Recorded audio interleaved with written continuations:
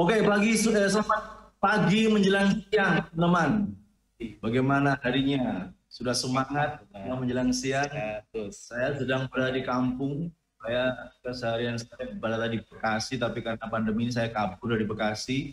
Saya sedang berada di Blitar, dan keseharian saya ngantor di Blitar. Saya nggak mau panjang lebar, untuk poin saja bahwa pandemi ini membuat kita kemudian harus inovatif, dan inovatif itu seperti apa sebenarnya juga di sekolah mungkin tidak pernah diajarin. Kalau Mas Mahyudi minta kita konsentrasi, sebenarnya juga nggak pernah diajarin bagaimana sih konsentrasi itu, bagaimana sih bersyukur itu. Itu mudah diucapkan, tapi sebenarnya caranya, how to-nya tidak pernah diajarkan.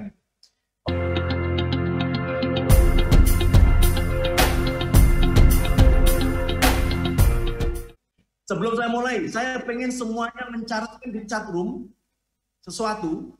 Oke, setiap ya semuanya siap mencatat di chat room satu hal.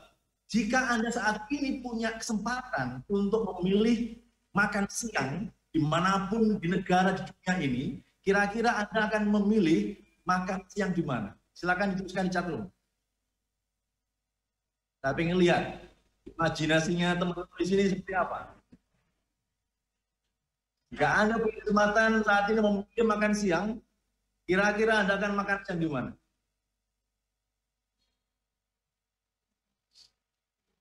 Silakan dicari di chat. Saya pengen lihat. Ini saya untuk memastikan bahwa teman-teman juga sedang semuanya depan laptopnya, depan kameranya ya. Jepang. Jepang.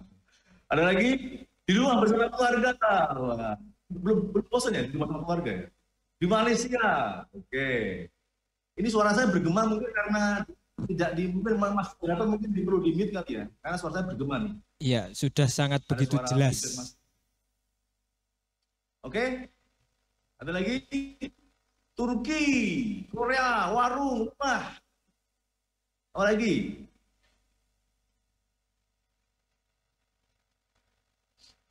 Di Arab. Waduh, di Arab ya. Ambil itu. Umroh di Arab. Martabak di rumah. Dubai, dapur, street food show. Waduh, ini yang mungkin sudah terkena kontaminasi drama Korea. Itu sangat kuat sekali. Oke teman-teman, itu sekedar cara saya untuk membuat pikiran Anda bahagia. Kalau tadi mungkin banyak mendapat asuhan dari Pak Fikri bagaimana bahagia, ini cara saya membuat Anda bahagia adalah membayangkan sesuatu yang mungkin ingin Anda nikmati, ingin Anda alami tentang makan siang saat ini. Silakan Anda berimajinasi, karena tadi imajinasi itu sangat penting sekali untuk melihat kita mau seperti apa. Saya mau tutup poin bahwa ini bukti nyata bahwa pandemi tidak menghalangi saya untuk kemudian melakukan kreativitas inovasi. Ketika saya harus work from home di rumah, melakukan di rumah, saya kemudian mengubah gudang di rumah saya, di lantai 2 yang sempit, saya jadikan sebagai studio, dan saya mulai produksi video-video di sana. Dan itu berkembang kemudian menjadi konten-konten yang saya awalnya tidak tahu bagaimana mengedit video, saya nggak tahu bagaimana membuat background seperti ini. Itu kemudian yang membawa saya kemudian bisa membuat channel ini. Silakan Anda kunci dan silakan beri feedback. Itu contoh konkret tentang inovasi, Mas, tentang bagaimana kita menyikapi tentang bagaimana di era pandemi ini. Karena ini terkait dengan bagaimana PAI. Saya juga alumni Kalijogo, Jakarta, IAIN, saya syariah. Dan S2 saya di Amerika ngambil non-profit studies. Gak ada hubungannya, jadi gak nyambung antara S1 saya dengan S2 saya. Tapi nggak apa-apa, namanya hidup nggak harus nyambung. Nah, saat ini saya akan memberikan satu tips tentang bagaimana sih mendeliver materi secara online. Saya langsung konkret aja. Bagaimana Anda di masa pandemi ini juga belajar, karena Anda banyak berhubungan dengan yang namanya laptop, kamera harus depan screen laptop Anda, ataupun ketika Anda di kelas, ataupun ketika Anda mempresentasikan sesuatu. Jadi saya mau berbagi itu aja tentang bagaimana mendeliver materi secara online. Karena tidak mudah. Kalau selama ini biasanya kalau kita offline, tatap muka langsung, kita bisa langsung engage dengan partisipannya. Tapi kalau online, Anda tidak tahu. Mungkin saat ini ada orang yang sama sekali mungkin nggak mendengarkan, hanya menyalakan. Anda nggak tahu. Mungkin kita udah berapi-api ngomong, ternyata di sana nggak ada yang merhatiin. Kita udah berapi-api tertawa sendiri kayak gini, orang gila kayak gini. Tapi orang mungkin di sana nggak peduli sama kita. Nah, Itu yang namanya penting, membangun hubungan dengan audiens Anda. Anda nggak bisa langsung to the point melakukan sesuatu tanpa membangun hubungan dulu. Nah, cara salah ketika meminta Anda menuliskan chatroom untuk tentang hal yang menarik ataupun yang ingin membangun hubungan dengan audiens Anda. Minimal meyakinkan, tapi bagaimana jika tidak ada? Anda maka harus punya skill yang namanya skill bagi seorang yang kayak penyiar radio. Ngomong sendiri dah. Oke, siap ya? Saya tidak pakai slide, saya pakai virtual background. Ini suatu skill yang perlu Anda kuasai. Jadi, kalau mau pakai slide, itu akan memakan ruangan ini. Memakan space dari gambar semua. Dan Anda tidak kecil. Tapi kalau Anda pakai slide background seperti ini, maka Anda akan tetap kelihatan besar seperti itu. Itu juga mungkin bisa Anda coba. Jadi sekarang era pandemi ini membuat kita jadi harus benar-benar literasi kita tentang bagaimana deliver secara online juga harus kita tingkatkan. Karena bagi saya yang namanya inovasi itu nggak ada habisnya. Jadi kita harus selalu mengupgrade, men-challenge, harus punya titik di mana kita mengatakan ini sudah waktunya aku ganti. Ini sudah waktunya aku berubah caraku mendeliver materi. Oh, aku kayaknya aku sudah menjalankan game ini sudah puluhan kali. Bosan, aku sendiri bosan gitu. Bagaimana dengan audiens? Nah, itu juga penting. Kita mulai. Oke, saya pengen lagi mencatat Anda mencari di dalam chatroom Anda satu jawaban dari pertanyaan ini. Apa satu kreativitas yang sudah pernah Anda hasilkan di masa pandemi ini? Anything, apapun. Bagi Anda sederhana nggak masalah, bagi Anda luar biasa lebih baik. Apapun tentang kreativitas yang Anda hasilkan selama masa pandemi. Silakan dicari di ruang chatroom Anda.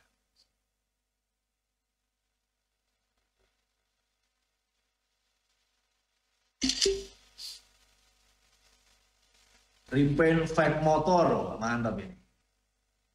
Aktif jualan online, wah, sudah berapa nih omsetnya ini? Ada lagi? Ayo.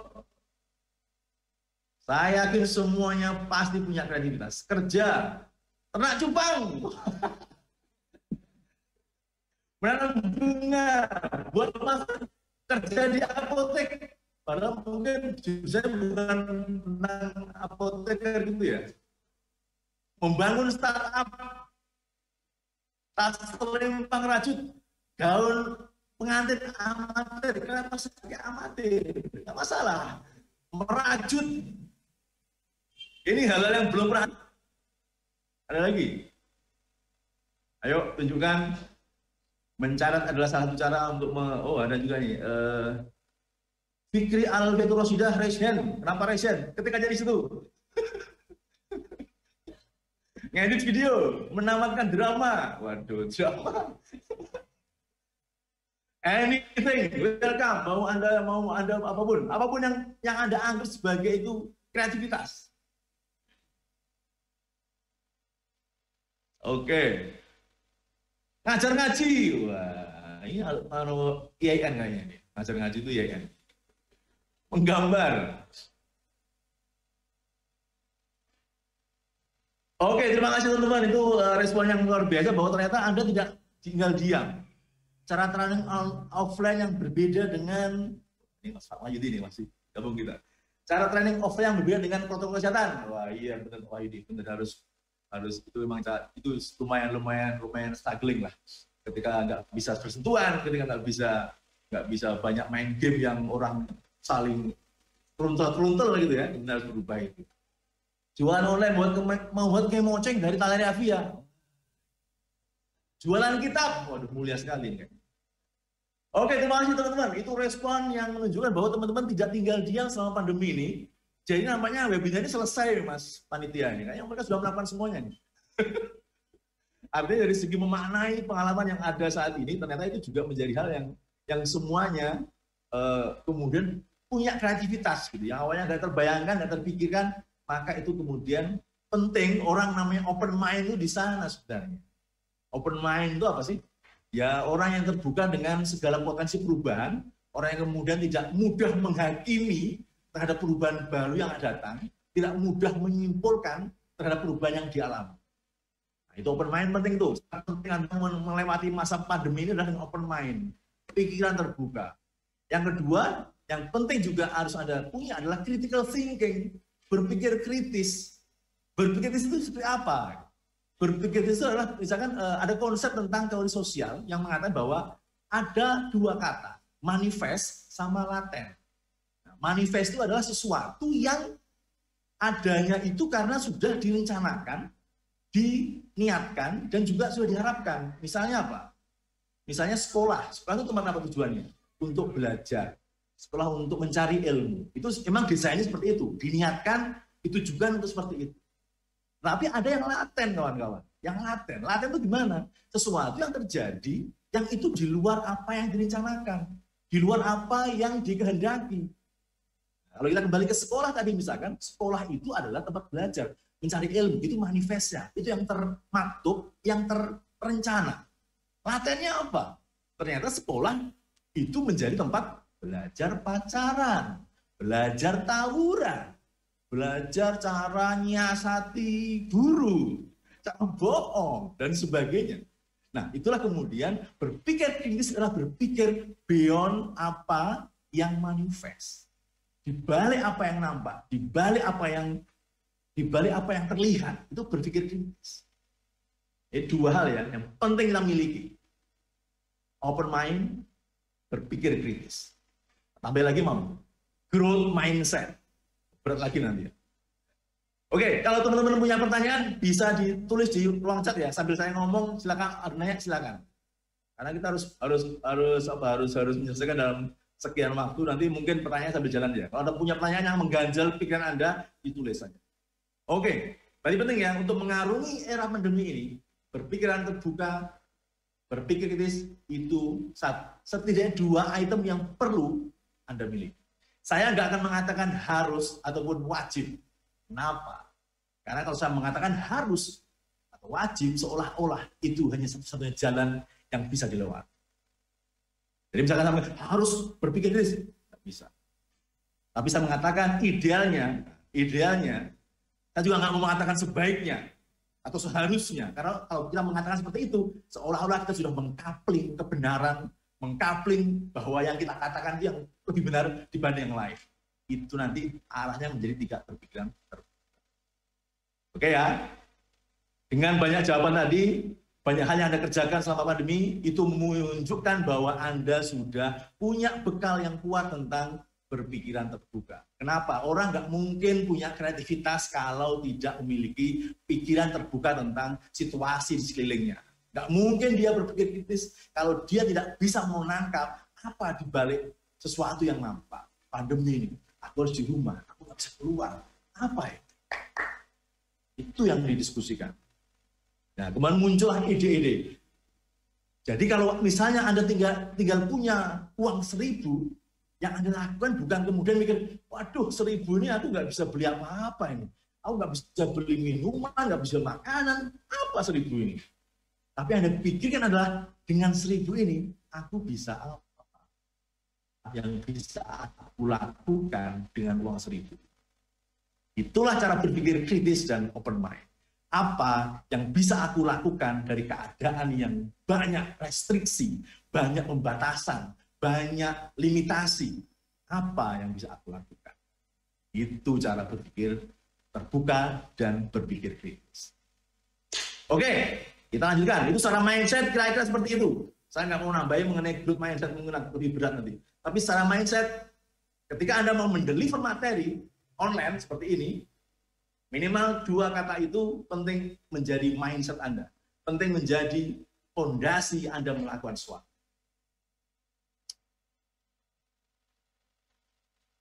Hiburan sulap online. Waduh. Apa bisa menangkan online sulap di sini? Saya persilahkan loh. Oke, saya lanjutin ke gambar berikutnya.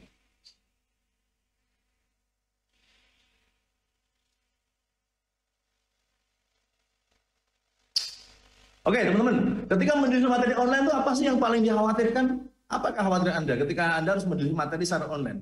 Apa yang paling membuat Anda khawatir Ketika Anda misalkan kalau teman-teman masih kuliah, berarti ketika Anda mau mempresentasikan materi secara online, atau Anda guru misalkan, ketika Anda harus mendeliver materi secara online, apa yang masih menjadi kekhawatiran Anda? Yang muncul menjadi kira-kira khawatir akan terjadi apa? Boleh ditulis. Karena ini skill yang sangat penting yang muncul kali ini, masa pandemi ini. Anda harus pinter. Bagi yang bisnismen, dia harus meyakinkan kliennya dengan cara online seperti ini. Kalau ketemu langsung mungkin mudah, tapi ketika online seperti ini, apa yang dilakukan? Apa yang dikhawatirkan? Silakan teman-teman. Kira-kira apa yang Anda khawatirkan ketika Anda harus mendeliver materi, menyampaikan presentasi secara online? Oke, apa yang kita sampaikan apakah bisa dipahami? Mantap sekali. Berarti Anda fokus pada orang yang ada di depan Anda. Tidak diperhatikan seperti yang Gus katakan tadi cuma sekedar ikut. Wah. Jangan-jangan ini nggak ada yang perhatiin saya nih. Nggak peduli saya, cuek. Oke. Mas Iwan, terima kasih. Apalagi? Khawatir yang lain, silakan. Siapa tahu nanti ketemu jawabannya di sini. Siapa tahu. Apa yang disampaikan apakah bisa dipahami? Tidak diperhatikan. Takut tidak dapat menyampaikan dengan baik. Takut nih, takut sama Tuhan. Takut sama orang yang tidak memperhatikan Anda gitu. Apalagi? Silakan. Kalau Anda mungkin nggak harus memaknainya, nggak harus yang serius presentasi seperti ini, yang serius ini ya. Mungkin Anda memaknainya ketika Anda berbicara dengan teman Anda lewat media online seperti ini. Kira-kira apa yang khawatirkan? Sinyal buruk di saat deadline. Deadline apa ini? Tugas yang diberikan tidak dikerjakan dengan tepat waktu. Takut kehabisan kuota internet di tengah penyampaian materi. Takut mati listrik. Oke, ada lagi takut karena nggak berani. Yo mesti toh yo, takut karena nggak berani itu ya jelas. So. Takut karena berani, apa ada itu. Aku takut mas, tapi berani itu. Nggak ada itu.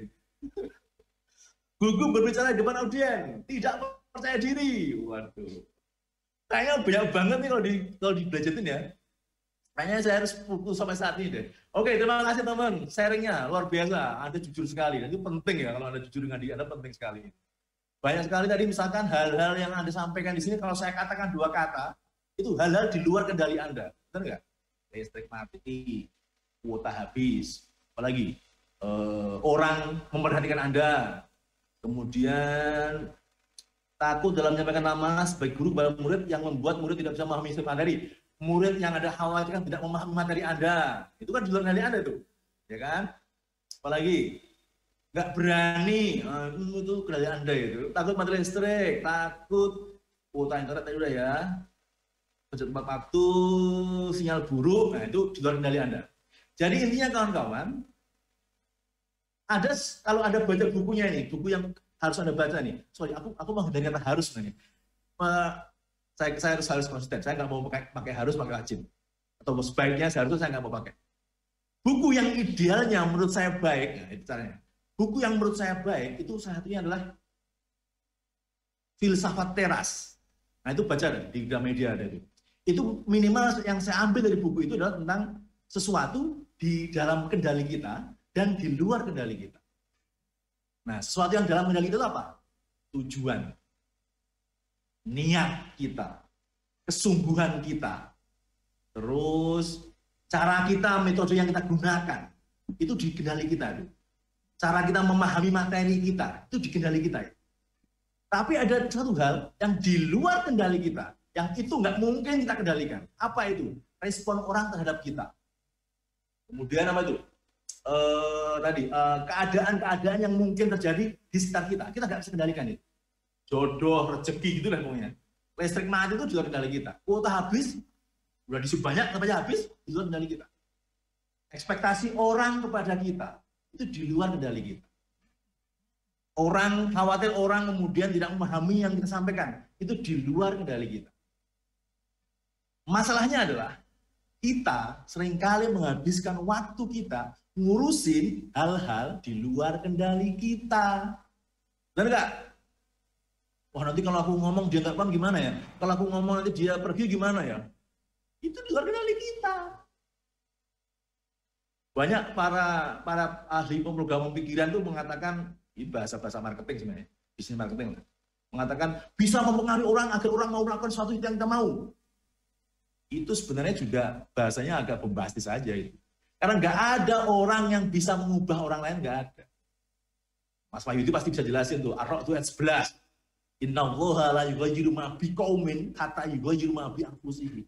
Kalau orang itu nggak setuju mengubah dirinya, pasti nggak akan setuju. Mau kita pengaruh sampai elek, hipnotis sampai elek, nggak bakal orang itu terpengaruh kalau dia nggak setuju dengan sesuatu yang kita maksudkan. Jadi makanya Anda nggak bisa membuat orang itu kemudian kita aku udah bagus banget presentasiku ini kok orang masih nggak mau dengerin saya. Ya itu memang sesuatu yang nggak bisa kita kendalikan. Jadi fokuslah pada apa yang bisa kita kendalikan. Apa itu?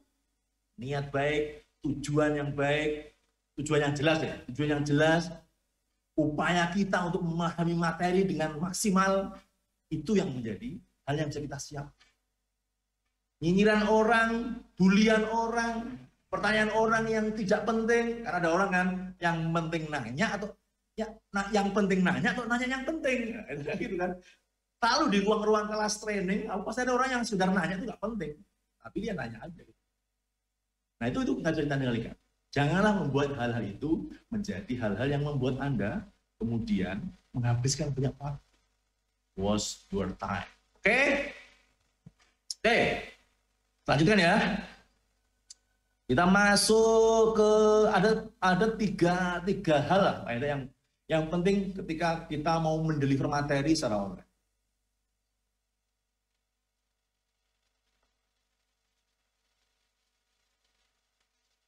Yang pertama adalah end in mind. Kalau bahasa training itu ada istilah landing point. Kalau bahasa end in mind itu mungkin ketika mau menyampaikan sesuatu, end in mind-nya itu apa? Ending dari yang aku sampaikan ini apa? Apa yang pengen aku lihat di akhir sesi itu nanti? Akhir Mas Wahyudi di awal pasti juga tahu ending dari apa yang aku sampaikan itu apa. Itu harus Anda punya itu. Karena kalau itu nggak punya, Anda akan terumbang-ambing dengan yang ada. Jadi penting ya, apa tujuan Anda? Tujuan yang Anda ingin raih di akhir sesi Anda itu apa? Apa yang Anda harapkan dari orang yang mendengarkan dari sesi Anda? Itu penting.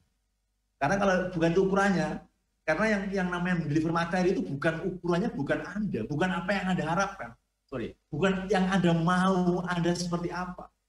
Tapi kira-kira orang akan dapat apa dari Anda? Manfaat apa yang akan dia dapat? Dan itu harus ada dalam kerangka peta Anda. Nah, kemudian penting memastikan sebenarnya yang Anda lakukan itu apa? Platform presentasi yang mungkin Anda bisa googling nanti ya, Visme. Ya ada 7 model struktur cara presentasi. Dan inilah ada 4 item yang menjadi tujuan orang mempresentasikan sesuatu. To inform, to entertain, to inspire, to persuade. Jadi 4 item ini tidak mungkin bisa Anda dapatkan semuanya loh ya. Karena Anda mungkin hanya bisa melakukan pada 2 item. Jadi Anda harus memutuskan tuh. Ketika Anda mau mendengar itu, aku pengennya itu orang kemudian setelah selesai sesi saya, orang kemudian terinspirasi dengan apa yang saya katakan. Atau aku pengen setelah orang mendengarkan saya, orang kemudian bisa menjadi lebih paham tentang materi yang saya berikan.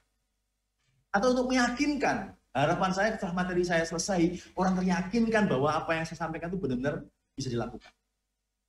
Nah, 4 ada yang penting. Atau menghibur.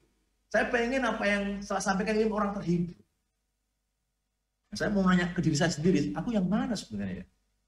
Jadi mungkin kalau dari 4 item ini yang akan saya sampaikan ini lebih mungkin pertama to inform, karena ada beberapa step tips yang mau saya sampaikan tentang delivery online yang perlu diperhatikan.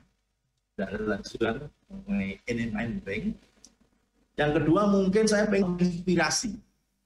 Nah, saya tidak dalam rangka mengentertain Anda, makanya saya nggak ada musik-musik kayak Mas Wahid tadi, karena saya nggak ada tujuan untuk itu. Persuade mungkin mirip ada dikit lah persuade. Tapi mungkin 2 item yang paling utama adalah to inform dan to inspire. Itu penting ya. End in mind-nya apa? Ujungnya di pikiran kita apa? Penting sekali. Itu bahasanya landing point-nya apa ini? Landing point-nya kalau materi ini selesai itu apa? Landing point kalau materi ini tercapai apa? Harus punya. Harus punya. Ada komentar, pertanyaan? Silakan. Langsung aja ditulis kalau ada keresahan dalam hati Anda. Langsung ada tulis di ruang chat. Jangan khawatir. Jangan khawatir. Ada rumus namanya, itu di apa ya? 5 seconds.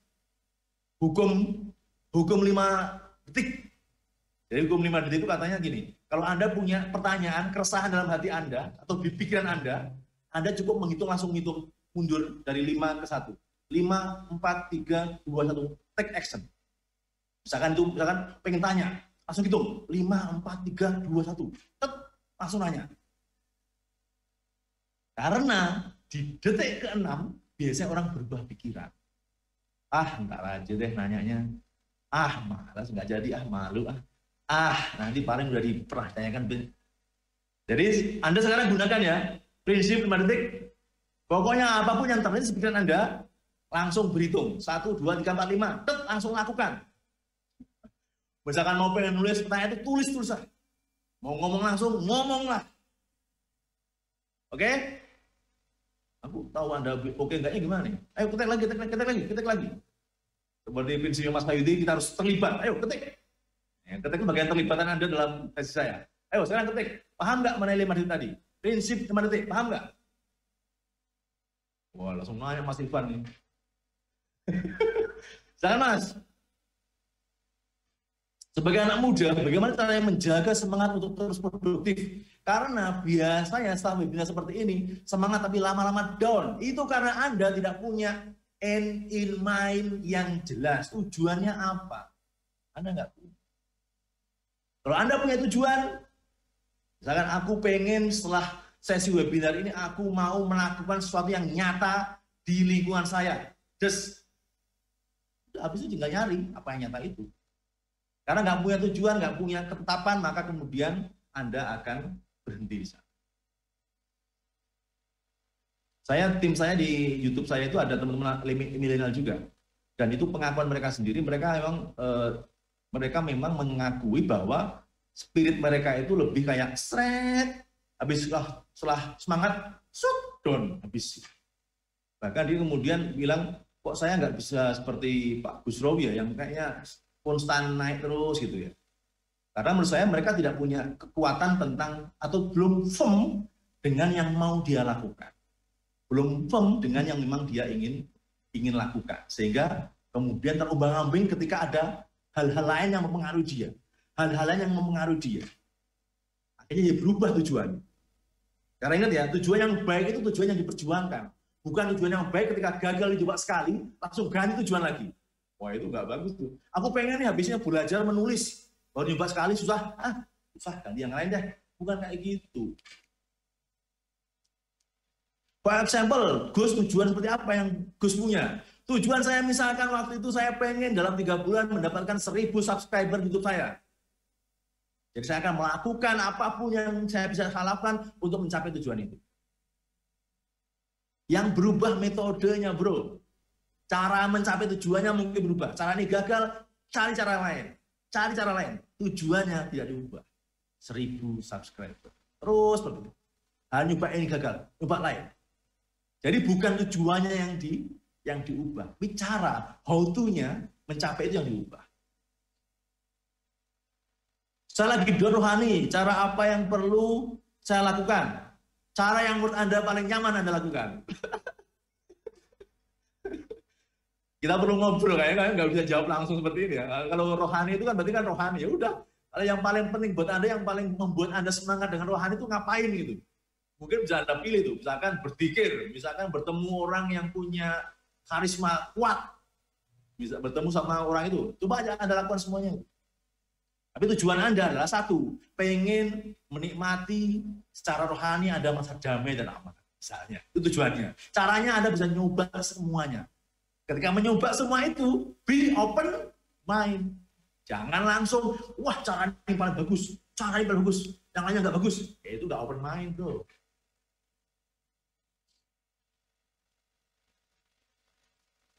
Oke Mas Azmi, terima kasih. Saya 12 ya. Oke, apakah semua yang ingin tercapai harus dilakukan? Apakah semua yang ingin tercapai harus? Tidak ada yang mengharuskan. Saya orangnya anti harus, anti wajib ya. Dalam hal sosial loh ya, kalau agama ya wajib. Kadang ideologi ya tentu ya. Udah ya wajib ya. Tapi kalau dalam hal apakah menuliskan apa enggak, apa masing-masing orang itu punya cara yang spesifik. Yang itu dibentuk oleh pengalaman Anda, pengetahuan Anda. Nggak bisa dipaksakan semua orang harus seperti apa, nggak bisa. Makanya kalau Anda misalkan menemukan hal yang menulis secara yang baik, lakukan.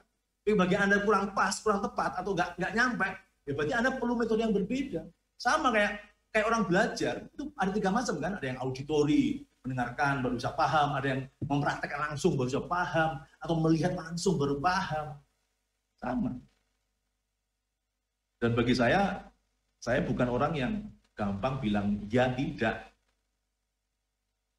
Saya ingin menjadi berani dalam melakukan suatu hal, tapi selalu kehalang dengan ketidakpedean saya. Menurutku saya harus bagaimana? Ya berani itu berani aja gitu. Pedemu itu, ukuran pedemu apa? Yang bikin ukuranmu dirimu sendiri. Aku pede itu ketika apa? Kamu yang tahu. Bagaimana pede itu belajar dari orang lain itu belum tentu pas juga loh ya. Coba sekarang Anda gali Mbak Aziza, Anda itu PD-nya pas apa coba? Coba Anda tanya. Nanti mungkin bisa panitia WA saya ataupun email saya kalau mau lebih lanjut ngobrol bisa. Jadi kalau Anda pengen lebih PD itu kira-kira Anda cari dalam kehidupan Anda selama ini sudah 20 tahun lebih. Ya. Kira-kira saat momen seperti apa Anda merasa percaya diri? Itu penting Anda kenali. Nah, tes dulu ya. Anda depan cermin PD nggak? Kalau depan cerminnya nggak pede, gimana depan? Prinsip agar tidak mudah terombang-ambing, Gus. Pengennya teguh sama prinsip, tapi setelah itu kadang-kadang merasa terombang-ambing lagi. Ya berarti belum teguh. Belum yakin dengan prinsip Anda. Ya kan? Saran saya, lakuin dulu sampai titik terakhir. Anda buktikan dulu. Misalkan ada teman ngajak, Anda bisa nolak ini, misalkan prinsip aku nggak mau makan siang pakai nasi misalnya. Terus ada yang ngajakin syukuran apa dan sebagainya gitu ya. Ya Anda bisa dengan bahasa yang sopan. Sorry, aku sedang menjalankan sebuah prinsip yang memang aku harus benar-benar belajar teguh. Jadi tolong bantu aku kawan-kawan agar aku juga menjadi orang yang istiqomah, menjadi orang yang konsisten dengan prinsip saya. Gitu. Nah itu perlu juga seperti itu. Harus ada komunikasi dengan orang lain sehingga orang lain juga bisa bantu Anda. Jadi terombang-ambing itu manusiawi. Tapi kemudian kita juga harus yakin, terombang-ambing itu bagian dari ujian terhadap prinsip kita. Apakah keadaan di sekitar kita itu mempengaruhi spirit yang ada? Pasti mempengaruhi itu. Tapi ingat tadi 2 kata ya. Keadaan di sekitar kita itu tidak bisa kita kendalikan. Ya. Jadi, kalau mulai saat ini, mulai mendengar apa yang saya sampaikan ini, Anda misalkan, saya hari ini terlambat berangkat ke kampus, terlambat kerja, terlambat mengerjakan PR, tidak bisa menyelesaikan apa yang menjadi kewajiban saya, karena faktor-faktor di luar diri Anda, maka itu adalah jawaban-jawaban yang tidak bertanggung jawab. Mengapa? Karena Anda menyerahkan kesalahan-kesalahan itu, kegagalan-kegagalan itu kepada hal-hal orang-orang di sekitar. Jadi kalau Anda misalkan nanti tes masuk perusahaan, ditanya, bagaimana, apa yang membuat Anda gagal menjalankan misi ini misalkan. Anda jawab itu karena teman saya kemarin nggak konsisten mengerjakan tugasnya Pak, karena si kemarin nggak menjalankan perannya Pak. Yaitu Anda yang sudah melempar penyebab kegagalan Anda orang. Idealnya, ini saya nggak mau ngomong harusnya, idealnya Anda bilang seperti ini. Ya Pak, saya gagal karena mungkin saya gagal mengelola tim saya gagal memastikan tim saya mengerjakan tugas-tugas. Saya gagal Pak dosen, saya buruk karena manajemen waktu saya kurang bagus sehingga saya gagal mengelola waktu saya. Itu jawaban bertanggung jawab. Gagah itu, gentleman. Tapi kalau masih nyalain sekeliling Anda, wah ya Pak kemarin hujan, kemarin ini Pak saya mau berangkat diminta orang tua saya untuk benerin ban motor.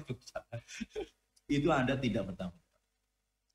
Penting berarti ya bertanggung jawab ya, termasuk bertanggung jawab dengan tujuan yang Anda ingin capai.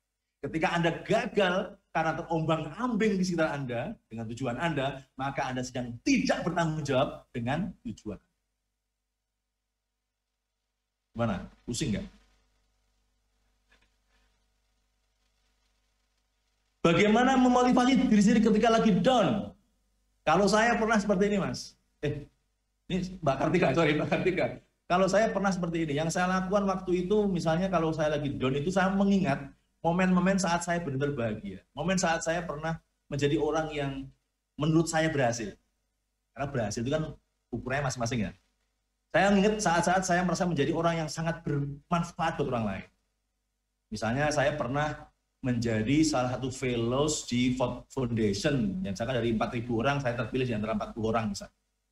Ya, saat kemudian saya down, saya misalkan lagi stres, nggak dianggap orang, nggak dilihat orang, nggak ada yang merhatiin saya misalnya, maka saya juga mengingat momentum itu.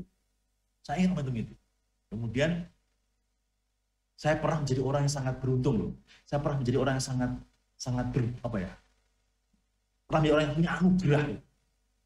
Itu bukan soal nyombongin diri, bukan. Itu soal bagaimana kita mengelola, memitigasi, maksudnya. Mengelola diri kita agar kita juga punya spirit bahwa saya pernah menjadi orang loh. Saya pernah menjadi orang yang terpilih loh. Dan itu sangat penting sekali. Dan saya yakin semua orang pernah mengalami itu.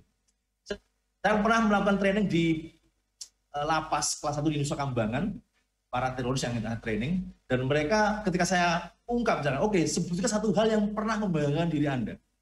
Mereka down semua itu. Gimana Pak, kita tuh di penjara gini kok, apa dibanggain apa? Lalu muncullah kemudian satu orang ngomong seperti ini. Tadi pas ada Jepang, saya ingat apa peserta saya waktu itu, dia bilang seperti ini, Pak, saya bangga pernah beternak ikan cupang. Mungkin orang yang nggak tahu, apaan cupang doangnya bangga gitu kan.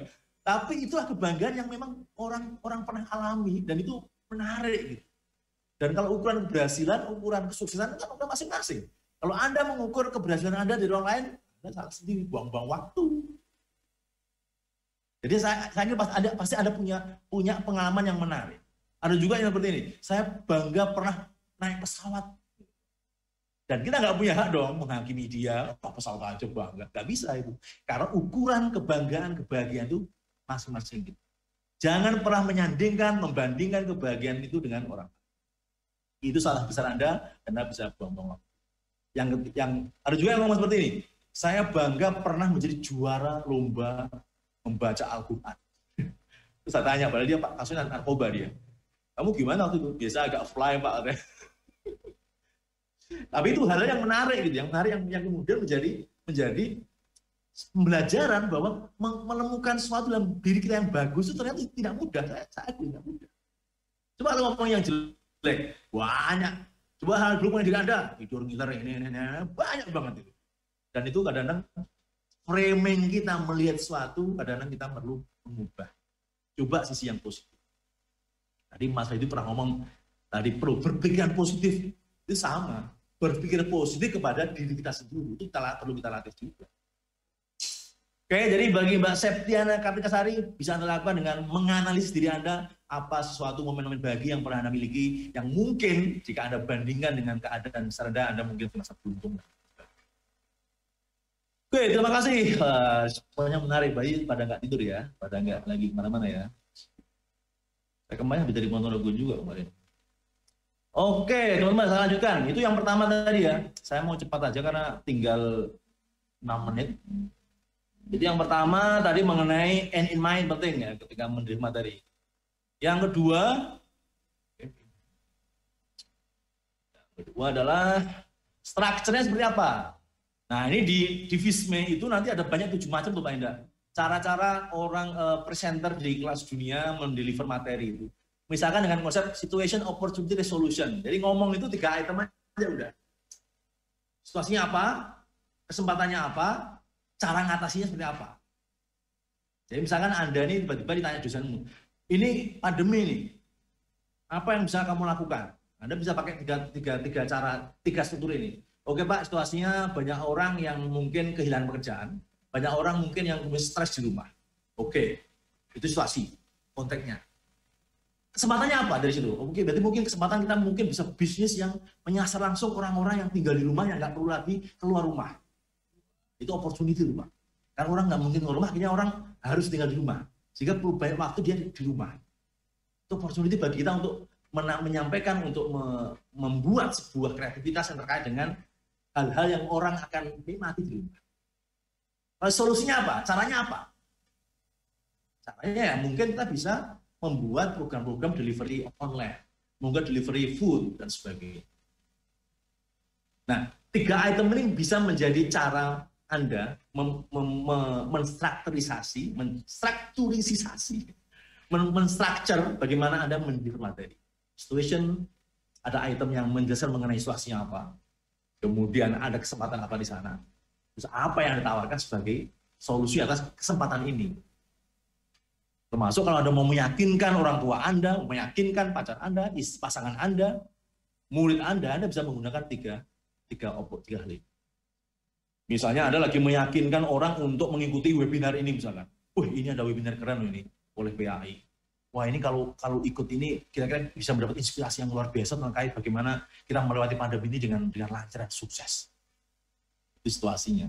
Terus opportunity apa nih? Opportunity. Kesempatan kita mungkin bisa berkenalan dengan orang di sana, ketemu orang-orang yang juga mungkin punya concern, punya interest yang sama, punya minat yang sama, sehingga kita bisa punya potensi untuk berkolaborasi dengan orang itu. Itu opportunity. Nah, sebenarnya gimana? Ya ayo kita berangkat ikut webinar. Tuh. Kira-kira Anda akan berangkat nggak kalau dirayu seperti itu? Tapi tetap ya, yang kita lakukan adalah proses bagaimana kita mendirect sesuatu yang bisa kita kendalikan. Cara kita, tujuan kita, kemauan kita. Respon orang seperti apa? Itu di luar kendali kita. Jadi jangan gunakan waktu Anda memikirkan, merenungkan sesuatu yang itu di luar kendali kita. Kalau mau presentasi, ternyata Anda mikirnya banyak, nanti kalau aku tanya seperti ini gimana? Kalau nanti aku ditanya gini gimana? Kalau nggak bisa jawab gimana? Itu buang-buang waktu, buang-buang umur. Lebih baik Anda fokus memaksimalkan pemahaman Anda tentang materi Anda, memaksimalkan pemahaman Anda mengenai bagaimana berinteraksi yang enak, yang santai, yang membuat orang nyaman, dan sebagainya. Itu yang kedua, masih 3 menit. Yang ketiga yang terakhir adalah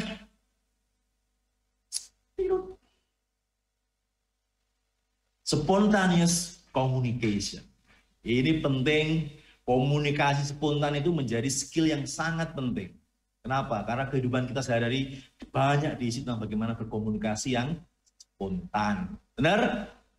Tiba-tiba pas di rumah, Bapak mau beli laptop, kira-kira saranmu apa nih? Anda langsung ngomong gitu. Aku nanti akan ke Jakarta nih, aku harus kemana aja nih? Langsung ngomong. Itu semua spontan. Anda nggak menyiapkan apapun untuk ngomong. Jadi sebenarnya kehidupan kita banyak berkaitan dengan spontaneous communication. Dan itu bisa juga